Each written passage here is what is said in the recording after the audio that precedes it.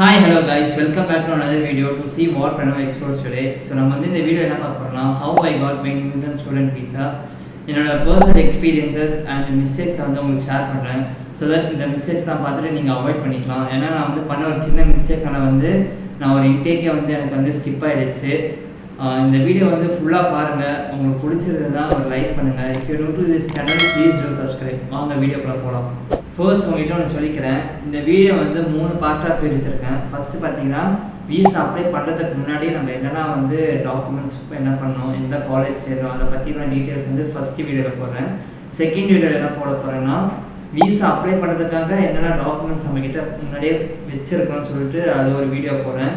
Next பார்த்தீங்கன்னா visa கிடச்சதுக்கப்புறமா நம்ம என்னென்ன ப்ராசஸ் பண்ணோம், என்னென்ன பண்ணணும்னு சொல்லிட்டு அப்புறமா கிளியராக பார்க்கலாம். ஸோ ஃபர்ஸ்ட் இந்த வீடியோவில் வந்து என்ன பண்ணணும், எந்த காலேஜ் சேரணும், என்னென்ன டாக்குமெண்ட்ஸ் வேணும், அதை பற்றிலாம் இந்த வீடியோவில் ஃபுல்லாக பார்க்கலாம். ஜென்ரலாக most of the Indian students நான் பார்த்த வரைக்கும் வந்து அவங்க வந்து யூஎஸ்ஏ, யூகே, கனடா, ஆஸ்திரேலியா, அதுக்கப்புறம் ஜெர்மனி இந்த மாதிரி ஸ்டடி டெஸ்டினேஷன் தான் வந்து ப்ரிஃபர் பண்ணுவாங்க. பட் நான் ஏன் நியூசிலாந்து வந்து ப்ரிஃபர் பண்ணேன்னு பார்த்தீங்கன்னா அவங்க வந்து அந்த கோர்சஸ் அவங்க ப்ரொவைட் பண்ணுறது மோஸ்ட்டாக 1 இயர் ஆர் 1.5 இயர்ஸாக தான் இருக்கும். ஸோ அதை நம்ம படித்தாலே வந்து நமக்கு வந்து போஸ்ட் கரியர் ஒர்க் வீஸ் வந்து 3 வருஷம் கொடுப்பாங்க. ஸோ அது வந்து எனக்கு வந்து ஓகேவாக பட்டது. ஸோ விச் இஸ் 4 இயர்ஸ் மொத்தமாக 1 இயர் படிக்கலாம். 1 இயர் படிச்சிங்கன்னா உங்களுக்கு வந்து 3 இயர்ஸ் வரைக்கும் வந்து போஸ்ட் கரியர் ஒர்க் வீஸாக இருக்குது. அது வந்து ஃபர்ஸ்ட் திங். செகண்ட் பார்த்தீங்கன்னா வந்து பாப்புலேஷன் ரொம்ப கம்மி comparative to other countries. So எனக்கு வந்து அவ்வளோ க்ரௌடடாக இருந்தாலும் எனக்கு அவ்வளோ செட் ஆகாது. ஸோ அதனாலேயும் ஒரு ரீசன் நான் வந்து நியூசிலாந்து சூஸ் பண்ணது. ப்ளஸ் அங்கே க்ரைம் ரேட்ஸும் கம்மி, அங்கே இருக்க பீப்புள்ஸ் வந்து ரொம்ப ஃப்ரெண்ட்லியாக இருப்பாங்க. ஸோ இதெல்லாம் வச்சு பார்க்கும்போது சரி ஓகே நம்ம நியூசிலாண்டுக்கு ட்ரை பண்ணணும்னு சொல்லிட்டு ட்ரை பண்ணது தான். ஸோ பாசிட்டிவ் இருக்க மாதிரி அங்கே வந்து நெகட்டிவ்ஸும் இருக்குது. அது என்னென்னு பார்த்தீங்கன்னா வந்து அங்கே வந்து காஸ்ட் ஆஃப் லிவிங் வந்து கொஞ்சம் அதிகம் compared to other cities. So மேஜராக பார்த்தீங்கன்னா ஆக்லாண்ட் அப்புறம் வெலிங்டன்லாம் பார்த்தீங்கன்னா ரொம்ப எக்ஸ்பென்சிவாக இருக்கும். ஸோ அது ஏன்னு பார்த்தீங்கன்னா வந்து நியூசிலாந்து வந்து ஆக்சுவலி ஒரு ஐலாண்ட் மாதிரியான ஒரு கண்ட்ரி தான். ஸோ அவங்க வந்து மோஸ்ட் ஆஃப் தி ப்ராடக்ட்ஸ் வந்து இம்போர்ட் பண்ணி தான் வருது. ஸோ அது இம்போர்ட் பண்ணி வரதுனால வந்து அங்கே கொஞ்சம் எக்ஸ்பென்சிவாக இருக்கும். ப்ளஸ் அது மட்டும் இல்லாமல் வந்து அங்கே வந்து நம்ம வந்து சுற்றி பார்க்கறது கூட அவ்வளோ ரொம்ப இடங்கள்லாம் இருக்காது compare to other countries. So இப்போ நம்ம நியூசிலாண்டில் வந்து காலேஜஸ்லாம் சூஸ் பண்ணுறதுக்கு முன்னாடி நம்ம வந்து 2 பேசிக் ரெக்குயர்மெண்ட்ஸ் இருக்குது. அந்த ரெக்குயர்மெண்ட்ஸ் என்னென்னு பார்க்கலாம். நான் சொல்ல வந்து நீங்கள் வந்து பென் அண்ட் பேப்பர் வந்து நோட் பண்ணிட்டே வாங்க. ஸோ தட் ஃபியூச்சரில் வந்து நீங்கள் வந்து பார்க்கும்போது உங்களுக்கு ரெஃபரன்ஸ் கொஞ்சம் ஈஸியாக இருக்கும். ஸோ ஃபர்ஸ்ட் ரெக்குயர்மெண்ட் என்னென்னு பார்த்தீங்கன்னா உங்களோட 10th 12th அண்ட் யூஜியில் வந்து மினிமம் வந்து உங்களுக்கு 60% ஆஃப் மார்க்ஸ் வேணும். ஸோ பார்த்தீங்கன்னா 60க்கு மேலே உங்களுக்கு எவ்வளோ மார்க் நல்லா இருக்கோ அவ்வளோக்குள்ள உங்களுக்கு ஆடட் அட்வான்டேஜ் காலேஜில் சீட் கிடைக்கிறதுக்கு. அண்ட் செகண்ட் பார்த்தீங்கன்னா வந்து இங்கிலீஷ் ப்ரொஃபிஷியன்சி டெஸ்ட்னு சொல்லிட்டு ஒன்று இருக்குது. அந்த டெஸ்ட்டு பார்த்தீங்கன்னா வந்து ஐஎல்ஸ், பிடிஇ, டோஃபல்னு சொல்லிட்டு 3 டெஸ்ட்டுங்க இருக்குது. அந்த டெஸ்ட்டை பார்த்தீங்கன்னா ஃபர்ஸ்ட் ஐஎல்ஸை பார்த்தீங்கன்னா மினிமம் 6.5 பேண்ட் உங்களுக்கு வேணும். அண்ட் டோஃபல் பார்த்தீங்கன்னா வந்து உங்களுக்கு மினிமம் வந்து 80% ஆஃப் 80 மார்க்ஸ் வேணும். அண்ட் பிடியில் பார்த்தீங்கன்னா வந்து உங்களுக்கு மினிமம் ஆஃப் 60 மார்க்ஸ் வேணும். ஸோ இந்த 3த்தில் வந்து ஏதாவது ஒன்று சூஸ் பண்ணுங்கள். சூஸ் பண்ணிட்டு அந்த டெஸ்ட் எழுதிட்டு அந்த ரிசல்ட் வர வரைக்கும் வெயிட் பண்ணுங்கள். அண்ட் நெக்ஸ்ட் ஸ்டெப் பார்த்தீங்கன்னா வந்து காலேஜஸ் சூஸ் பண்ணுறது தான்.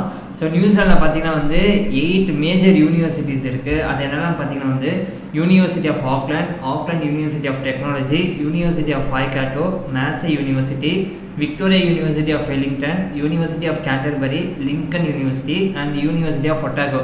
ஸோ இந்த 8 யூனிவர்சிட்டிலேருந்து நீங்கள் ஏதாச்சும் ஒரு 3 யூனிவர்சிட்டி சூஸ் பண்ணிக்கங்க ஆர் 5 யூனிவர்சிட்டி கூட சூஸ் பண்ணிக்கங்க. அதில் உங்களுக்கான கோர்ஸ் இருக்கான்னு பாருங்கள். இருந்துச்சு நீங்கள் ஷார்ட் லிஸ்ட் பண்ணி வச்சுங்க. ஏன்னா இந்த காலேஜஸ்லாம் பார்த்தீங்கன்னா மோஸ்ட் ஆஃப் தி காலேஜஸ் வந்து உங்களுக்கு வந்து அப்ளிகேஷன் ஃபீஸ் எதுவுமே இருக்காது, எல்லாமே ஃப்ரீ தான். 1-2 காலேஜ் வந்து அப்ளிகேஷன்ஸ் ஃபீஸ் இருக்கும். ஸோ அதை பார்த்துட்டு நீங்கள் வந்து சூஸ் பண்ணிக்கங்க. சூஸ் பண்ணிட்டு ஹோல்ட் பண்ணி வைங்க.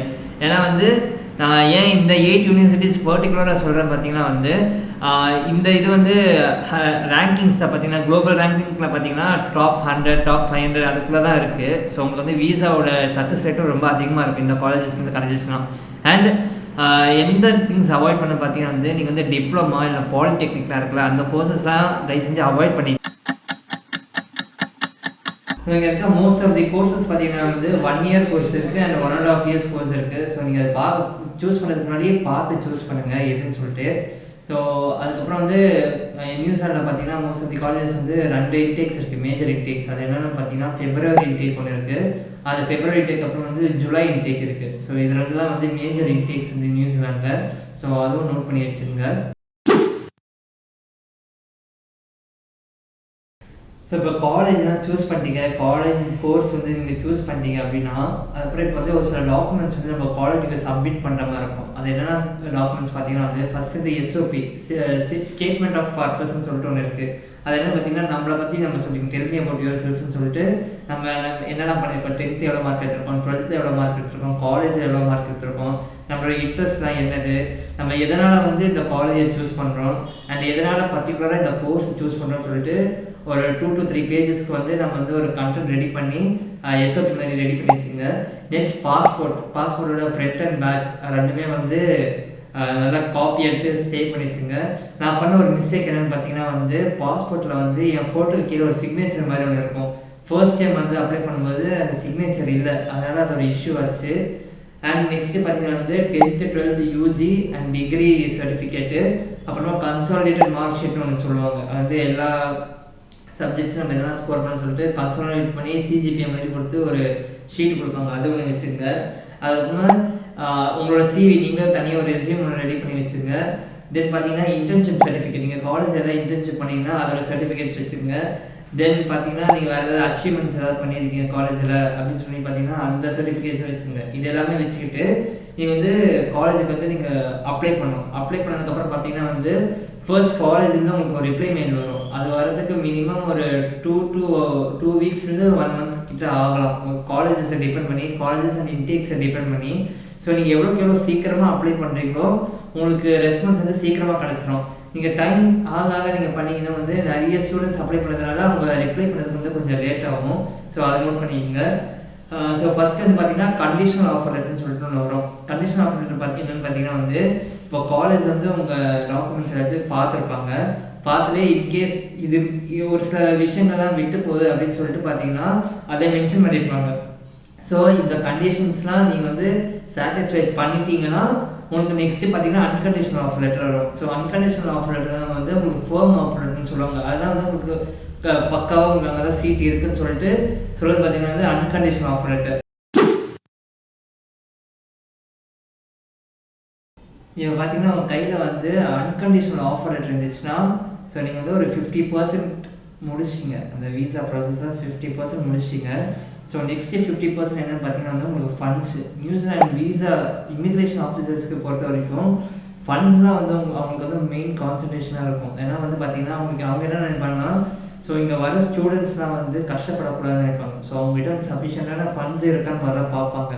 அந்த ஃபண்ட்ஸை பேஸ் பண்ணி தான் வந்து most of the visas reject ஆகிறது சக்ஸஸ் ஆகிறது வந்து அந்த ஃபண்ட்ஸ் பேஸ் பண்ணி தான் இருக்குது. ஸோ உங்ககிட்ட இப்போ கண்டிஷனல் ஆஃபர் லெட்டர் கையில் இருக்குது அப்படின்னா நீங்கள் வந்து ஃபஸ்ட்டு என்ன பண்ணணும்னா பேங்க்ஸை போய் நீங்கள் வந்து சூஸ் பண்ணணும்.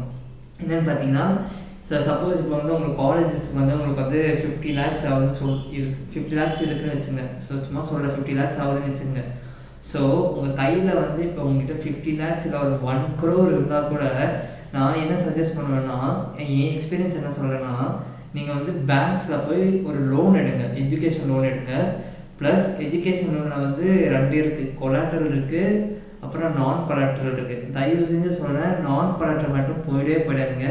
எப்போவுமே கொலாட்ரல் லோனுக்கு மட்டும் நீங்கள் அப்ளை பண்ணுங்கள் வீசா அப்ளை பண்ணும்போது. ஏன்னு கேட்டிங்கன்னா நான் கொலாட்ரல் போனீங்கன்னா உங்களுக்கு வீசா அதோட ரிஜெக்ஷன் ரேட் வந்து ரொம்ப அதிகமாக இருக்கும். கொலாட்ரல்னால் பார்த்தீங்கன்னா இப்போ சப்போஸ் உங்கள் ப்ராப்பர்ட்டிஸ் எதாவது இருக்குது, உங்கள் ஃப்ளாட் இருக்குது, லேண்ட் இருக்குது, அந்த மாதிரி ஏதாச்சும் ஒரு கொலாட்ரல் வச்சுட்டு நீங்கள் லோன் எடுங்க. அதுவும் என்னென்னு பார்த்தீங்கன்னா கவர்மெண்ட் பேங்க்கு, ப்ரைவேட் பேங்க்கு, அப்புறம் NBFCலாம் இருக்குது. ஸோ உங்களோட ஃபர்ஸ்ட் ப்ரையாரிட்டி வந்து கவர்மெண்ட் பேங்க்கில் இருக்கட்டும். கவர்மெண்ட் பேங்க் பார்த்தீங்கன்னா இப்போ உங்களோட ப்ராப்பர்ட்டி இருக்குல்ல, நீங்கள் ப்ளெச் பண்ண போகிறீங்களே, அது வந்து ஒரு டியூவும் இல்லை, எல்லா பேப்பர்ஸும் கரெக்டாக இருக்குது அப்படின்னா மட்டும் நீங்கள் வந்து கவர்மெண்ட் பேங்க்குக்கு போங்க. ப்ளஸ் கவர்மெண்ட் பேங்க்கில் போகிறதுக்கு முன்னாடி விஜயலட்சுமி போர்ட்டல்னு சொல்லிட்டு ஒரு போர்ட்டல் இருக்குது, நான் உங்களுக்கு காட்டுறேன். அதை வந்து பார்த்தீங்கன்னா அப்ளை பண்ணிக்க 3 கவர்மெண்ட் பேங்க்ஸ் எடுத்துங்க. 3 கவர்மெண்ட் பேங்க்ஸ் வந்து நம்ம எவ்வளோ காசு ஆகுது, டியூஷன் ஃபீஸ் எவ்வளோ, லிவிங் எக்ஸ்பென்ஸ் எவ்வளோ, எக்ஸ்ட்ராவாக நம்மளுக்கு ஏதாச்சும் காசு தேவைப்படுதா, அப்புறம் நம்ம அப்ளிகண்ட்டு, நம்மளோட டீட்டெயில்ஸ், அது எல்லாமே வந்து அதில் போட்டிருப்பாங்க. அதாவது நீங்கள் அப்ளை பண்ணதுக்கப்புறமா நீங்கள் பேங்க்குக்கு போங்க, கவர்மெண்ட் பேங்க்ஸுக்கு. சப்போஸ் உங்களில் வந்து ஏதாச்சும் 1-2 டாக்குமெண்ட்ஸ் இஷ்யூவாக இருக்குது, கவர்மெண்ட் பேங்க்கில் ஏற்றுக்க மாட்டாங்க அப்படின்னா மட்டும் நீங்கள் ப்ரைவேட் பேங்க் போங்க. ப்ரைவேட் பேங்க்லேயே வந்து மல்டிநேஷ்னல் ஆர் நேஷ்னல் இந்த 2 இருக்கும் இல்லையா, அந்த மாதிரி பேங்க்ஸுக்கு மட்டும் போங்க. அதை விட்டு நீங்கள் இப்போது சப்போஸ் எக்ஸாம்பிள் சொல்கிறேன், ஹெச்டிஎஃப்சியில் வந்து கிரெடிட்னு சொல்லிட்டு ஒன்று இருக்குது. ஸோ அதில் வந்து தயவு செஞ்சு போகாதீங்க. ஏன்னு சொல்கிறேன்னா அது வந்து என்பிஎஃப்சி. ஸோ அந்த மாதிரி இதெல்லாம் போனீங்கன்னா வந்து உங்களுக்கு கண்டிப்பாக வீசா வந்து ரிஜெக்ட் ஆகிறதுக்கான சான்சஸ் அதிகம். ஸோ நான் என்ன பண்ண பார்த்தீங்கன்னா ஐசிஐசிஐ பேங்க்கில் தான் வந்து லோன் எடுத்தது. ஸோ அதுவும் கொலாட்ரல் வச்சு தான் எடுத்தது. ஸோ ஃபண்ட்ஸ் பார்த்தீங்கன்னா இங்கே அந்த மாதிரி போங்க. ஃபண்ட்ஸ்லேயும் பார்த்தீங்கன்னா வந்து 2 செக்மெண்ட்டாக பிரிச்சுங்க. ஒன்று பார்த்தீங்கன்னா வந்து நம்மளோட லிவிங் எக்ஸ்பென்ஸ் ஒன்று தனியாக இருக்கும். அதுக்கப்புறம் இன்னொன்று வந்து பார்த்தீங்கன்னா டியூஷன் ஃபீஸும் தனியாக இருக்கும். இப்போ tuition fees for example 25 lakhs ஆகுதுன்னா, ஸோ லிவிங் எக்ஸ்பென்ஸ் வந்து அடிஷ்னலாக ஒரு 10 lakhs ஆட் பண்ணிங்க. ஸோ 25 + 10 35 lakhs ப்ளஸ் ரிட்டர்ன் வரதுக்கான ஏர் டிக்கெட் அது ஒரு 1 lakh போட்டுங்க. அதுக்கப்புறம் இன்சூரன்ஸ்னு ஒன்று இருக்குது, அது ஒரு 1 lakh போட்டுங்க. ஸோ எப்படி பார்த்தாலும் நீங்கள் வந்து ஒரு 40 lakhsக்கு வந்து லோன் எடுக்கிற மாதிரி இருக்கும். ஸோ சப்போஸ் ஒரு ஸ்டூடெண்ட்டுக்கு வந்து 40 lakhs ஆகுது, எல்லா எக்ஸ்பென்ஸும் சேர்த்துன்னு பார்த்தீங்கன்னா 40 lakhs ஆகுது. ஸோ கையில் வந்து இப்போ உங்கள்கிட்ட 20 lakhs இருக்குது. ஸோ 20 lakhs வச்சுக்கிட்டு மீதி 20 lakhs மட்டும் எஜுகேஷன் லோன் எடுக்கலாம்னு பார்த்தீங்கன்னா அதுவும் எடுக்கலாம். பட் இப்போ உங்ககிட்ட இருக்கிற 20 lakhs பேங்க் இருக்கிற 20 lakhs வந்து எங்கேருந்து வந்தது, அந்த சோர்ஸ் ஆஃப் இன்கம் என்னது, ஐடிஆர் கேட்பாங்க. சப்போஸ் வந்து சேலரிடாக இருந்தாங்கன்னா ஐடிஆர் கேட்பாங்க, ஒரு பிஸ்னஸ் பண்ணுறாங்கன்னா ஜிஎஸ்டி கேட்பாங்க, ஒரு எம்எஸ்எம்இ சர்டிஃபிகேட் கேட்பாங்க. அது மாதிரி நிறைய டாக்குமெண்ட்ஸாக இருக்குது. அது எல்லாத்தையும் நீங்கள் வந்து சப்மிட் பண்ணுற மாதிரி இருக்கும்.